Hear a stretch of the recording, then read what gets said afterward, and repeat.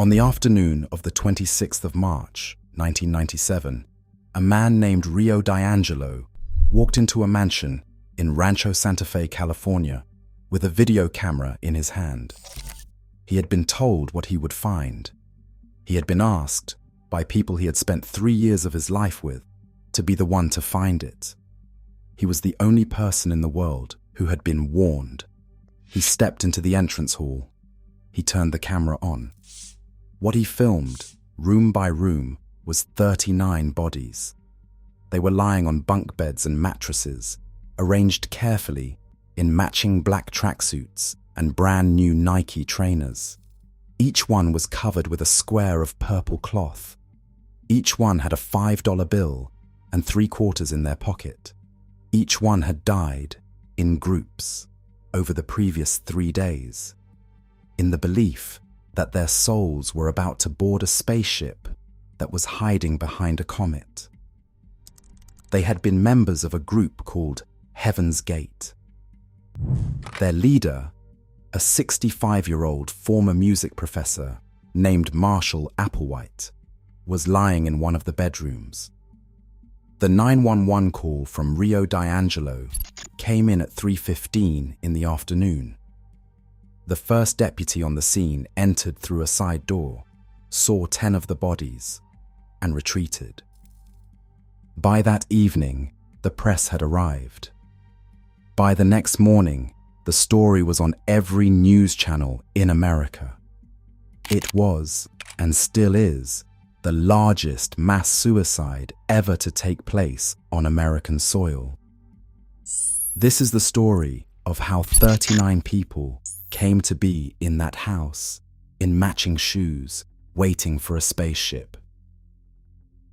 The story of Heaven's Gate begins, depending on who you ask, in a hospital in Houston, Texas, in March 1972. Marshall Applewhite was 41. He was the son of a Presbyterian minister.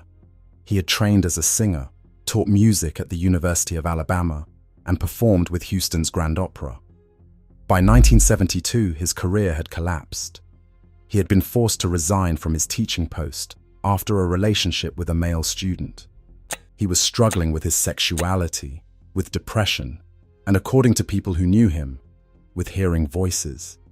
He had checked himself into the hospital, by some accounts to seek treatment for a heart condition, by other accounts to address what he believed were spiritual visions. His nurse was Bonnie Nettles. She was 44.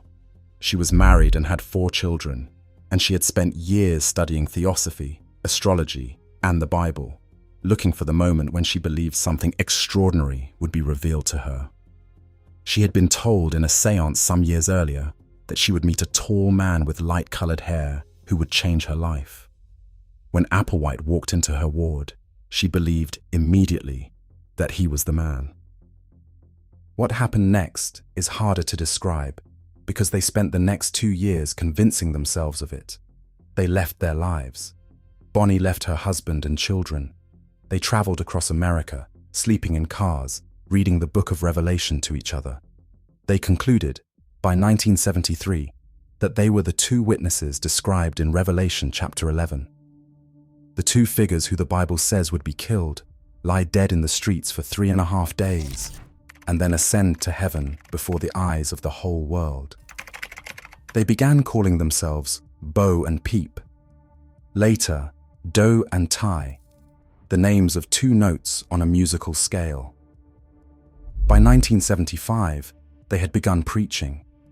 They told people who came to listen that the kingdom of heaven was real, but that it was a physical place, reached by spaceship, that human bodies were containers, that with the right preparation, a follower could shed their container, ascend to a higher level of existence, and live forever. In September 1975, in a town called Waldport, Oregon, 20 people walked out of a public meeting with Bo and Peep, abandoned their families, their homes, and their possessions, and disappeared into the American countryside. The story made the front page of the New York Times. What happened next is a period of the group's history that almost no one outside Heaven's Gate ever saw. For the next 2 decades, Bo and Peep, now Do and Ty, moved their followers from camp to camp across the western United States. They lived in tents in the mountains of Wyoming. They lived in rented houses in Texas. They worked menial jobs to fund the group. They cut off their families. They were assigned new names, 3 letters each, ending in the syllable Odi. Followers were called Anlodi, Bernadi, Gulnadi, Legadi. They were required to live in pairs, called check partners, who watched each other constantly. They were required to wear identical clothing. They were forbidden from making any decision, however small, without consulting Do. They were told what to eat, when to sleep, when to speak, when to exercise. Sex was forbidden. Romantic relationships were forbidden. Even thinking about sex was considered a failure of discipline. In the early 1990s, Marshall Applewhite would lead by example, undergoing a voluntary medical procedure to make himself permanently sexless. 7 other male members would do the same. He believed it was necessary preparation for the genderless, immortal body he expected to receive at the next level. In 1985, Bonnie Nettles died. She was 58. The cause was liver cancer. Her death was theologically a problem. The group had been teaching for years that they would all be physically transformed, alive, and lifted into the spaceship together. T was supposed to be the one who led them. Now she was simply dead. Applewhite revised the doctrine. He explained to his remaining followers that T had not died. Her body had been a container, and she had simply moved on without it. She had ascended ahead of them. She was now waiting in the spaceship, preparing the way. He told them the spaceship would come. He just didn't yet know when. It would take another 11 years, and a comet most of the world would never have heard of, before he had his answer. On the 23rd of July, 1995, 2 amateur astronomers, working independently from different parts of the United States, identified a new comet in the night sky. One of them was a man named Alan Hale, observing from a driveway in New Mexico. The other was Thomas Bopp, in Arizona. The comet was given the names of both men, Hale-Bopp. It was, by 1996, the brightest comet visible from Earth in 20 years. By the spring of 1997, it would be visible to the naked eye from almost anywhere in the Northern Hemisphere. It was, in astronomical terms, a once-in-a-generation event. It was also, almost immediately, the subject of a strange rumor. In November 1996, an amateur astronomer in Texas claimed to have photographed an unidentified object traveling alongside the comet. He said it appeared to be a Saturn-shaped craft, 4 times the size of Earth, hidden in the comet's tail. The photograph was almost certainly a star that had been miscatalogued, but the rumor spread. It spread through New Age newsletters. It spread through UFO communities online. It spread, in particular, through a popular late-night American radio show called Coast to Coast AM, hosted by Art Bell, who discussed the companion object theory across multiple broadcasts. In Rancho, Santa Fe, California, in a mansion the group had rented in October 1996 for $7,000 a month, Marshall Applewhite was listening. By January 1997, he had decided. The comet was the sign. The spaceship the group had been waiting for 22 years was hiding behind it. And it was coming, at the comet's closest approach to Earth, on the 22nd of March. In the weeks before the closest approach of Hale-Bopp, the members of Heaven's Gate prepared. They updated their website with a final message. They recorded farewell videos, individually, in which they explained why they were leaving and that they were leaving willingly. These are some of the most disturbing documents in the history of American religion. The members are calm, they are smiling, they are excited, they believe they are about to graduate. In a final video recorded on March 19th and 20th, Marshall Applewhite addressed the world directly. He explained that the group was about to leave and that the only way to evacuate the planet before what he believed was a coming destruction, was to shed their containers and meet the spaceship. The deaths were carried out in 3 groups over 3 days, from March 22nd to March 24th. Each group lay down in turn while the next prepared. Each member wore the same dark tracksuit and the same brand new black and white Nike trainers. Each had identification papers in their pocket.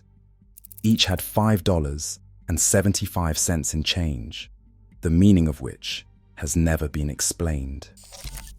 After the 3rd group, the 2 remaining members tidied the house, covered the bodies with the purple cloths, and then took their own lives. One member did not. Rio DiAngelo, who had joined the group 3 years earlier and had been chosen in advance to remain behind, had been given a videotape and instructions. He was to wait.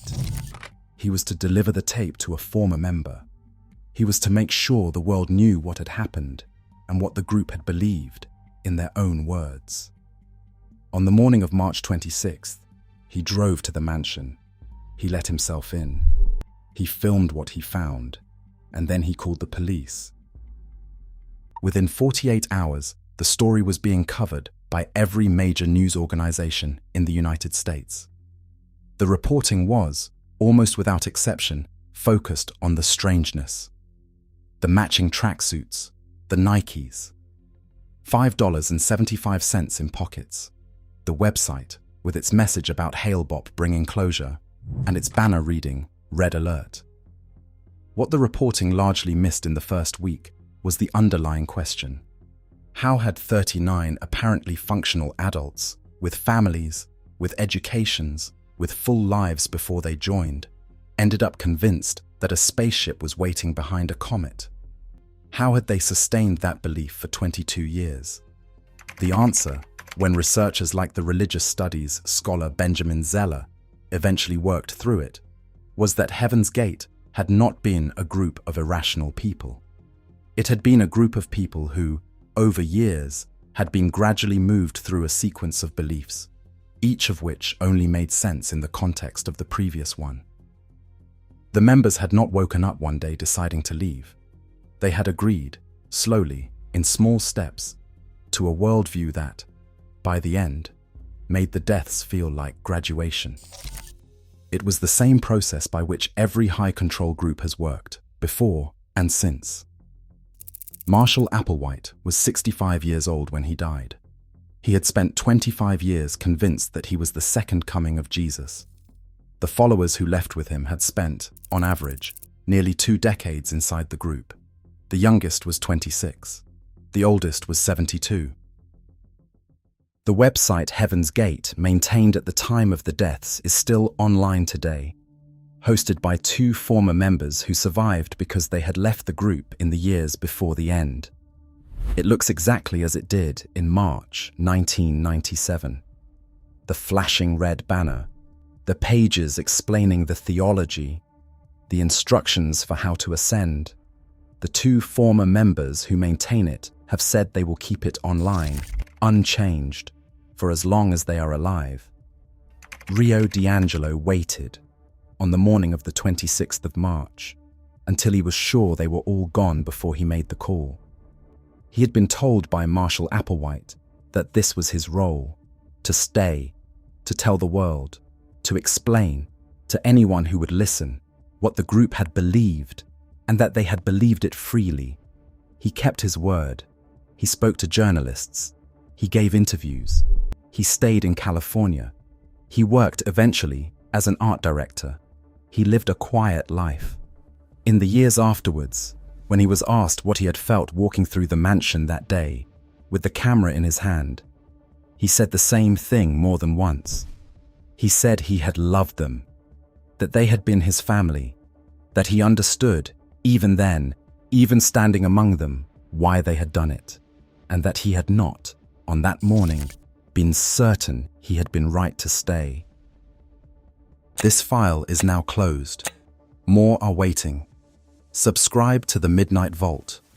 Every week, another classified document, another institutional failure, Another story they spent the most money trying to bury. Until next time.